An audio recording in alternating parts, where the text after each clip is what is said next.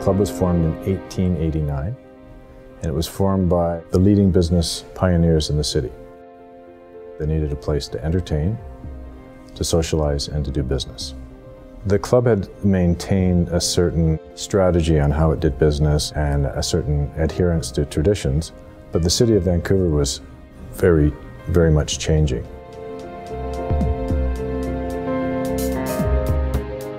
When I was approached by the Still to look at the branding of the club, one thing I wanted them to do was to come into the club and experience it without me editing or guiding them.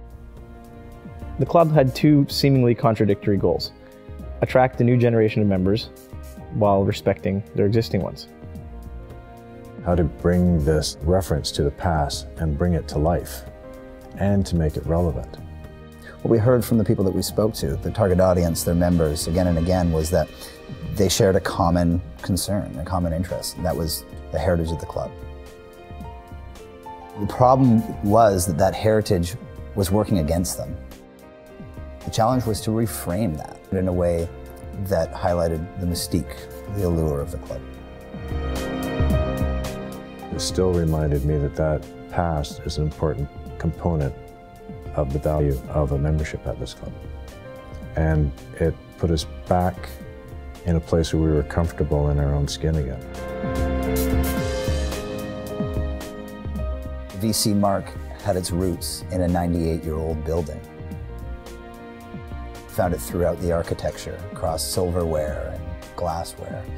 And that 98-year-old tradition had stopped. So we took great care to restore that, to create a new iteration. The interesting part of the process is they were listeners. They came in and they wanted to hear my story and my version. And for a long time, didn't really say much back. Listened to me. Like renovating a heritage building, it was about restoring what was there. It was about making things more like themselves rather than something entirely new and different. We wanted to create a mark that was as comfortable today as it is on the 100-year-old masonry in the building. I was waiting for some new stranger from the future to walk in, and what happened was an old friend from the past showed up at the door and said, "Hey, I'm your brand," and we welcomed him. The site takes its inspiration from the pages of Harper's Bazaar, circa 1960. It plays heavily on how magazine spreads might translate to the screen of a browser or a mobile phone. It's very photography driven. The designs are crafted specifically to each unique piece of content. Everything that was done to update the brand, to push the club forward, can only happen if you have a very strong board.